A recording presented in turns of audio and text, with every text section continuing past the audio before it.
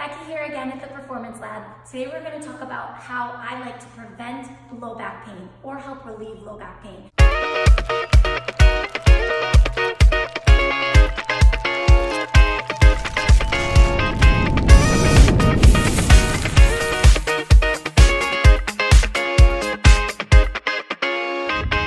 It is probably one of the most common things that I see in my clinic and that people complain of on a regular basis.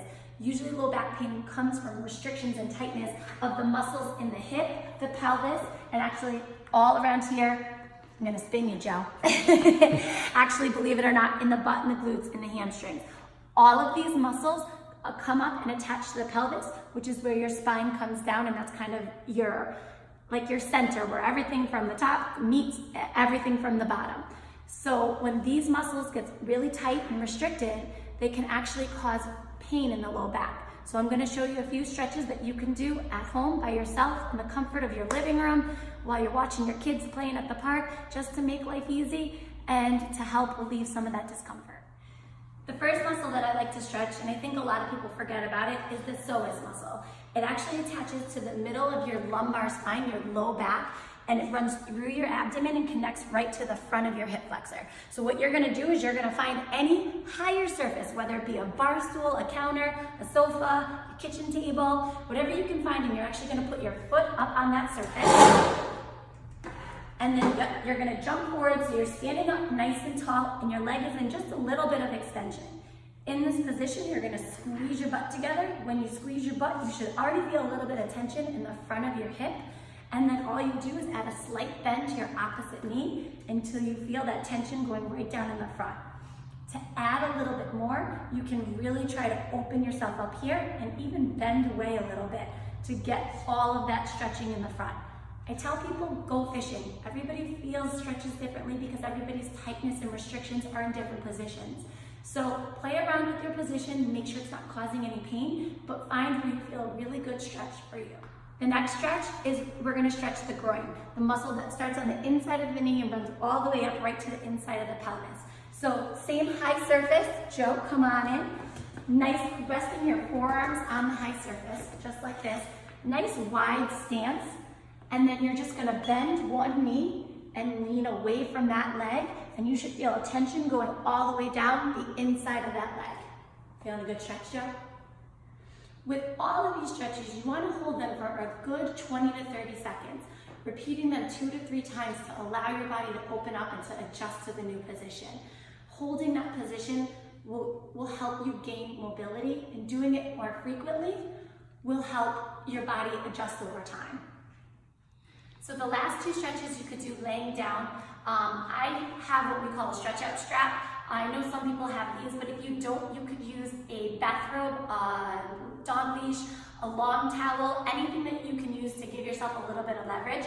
So we are just gonna stretch out the hamstring muscle, the muscle that starts at the butt, runs down the back of your leg, and connects below the knee. So grabbing it with both hands, your strap assist, and just giving yourself a little bit of a tug. You want to pull until you feel the tension going all the way down. You don't want to let your knee bend. If your knee starts to bend, then you're actually pulling too hard. So you want to back off on how high your hip is to allow your knee to stay straight. The other thing that I see people do, it's a common misperception of the stretch, is they let their leg kind of come across the midline of their body. When you do that, you are still stretching it, but I feel like a little bit less effectively. So I actually encourage people to give it slightly out to the side. Not a ton, just enough to really feel that good tension going all the way down through the back of the thigh. Again, hold 20 to 30 seconds, doing this 2 to 3 times. After you're done with the hamstring stretch, you'll be able to put down your strap or leash or whatever you use. So after you're done with the hamstring stretch, you're already in the position where you're gonna stretch out your butt or your piriformis muscle.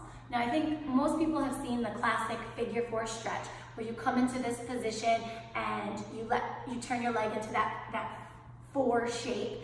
I like to add a little twist to this because I feel like it helps me a little bit better and it addresses some of that deeper tightness that people always feel like they can't get to. So you get into that figure 4 position, and then what you do is with your opposite hand, you just slightly push across your body until you feel a really good tension running along the outside of your butt.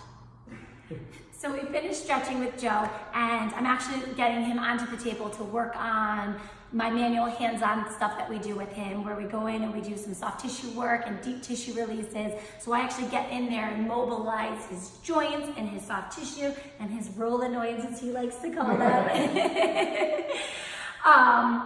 But I did want to kind of say as a refresher while I'm working on Joe that any of the stretches and exercises that I've given you to do at home, when it's a stretch, you want to actually make sure you're holding it for a good 20 to 30 seconds and you're repeating it 2 to 3 times to make sure that your body's getting the max benefit out of it. It's best to do it when your body is warm, whether it be right out of a hot shower or at the end of a day after you've been on your feet all day, after your workout. If you do exercise and work out, you'll tend to get the most benefit from the stretches that way. And obviously, if it's still not helping, come on and see me, because this part's the best part.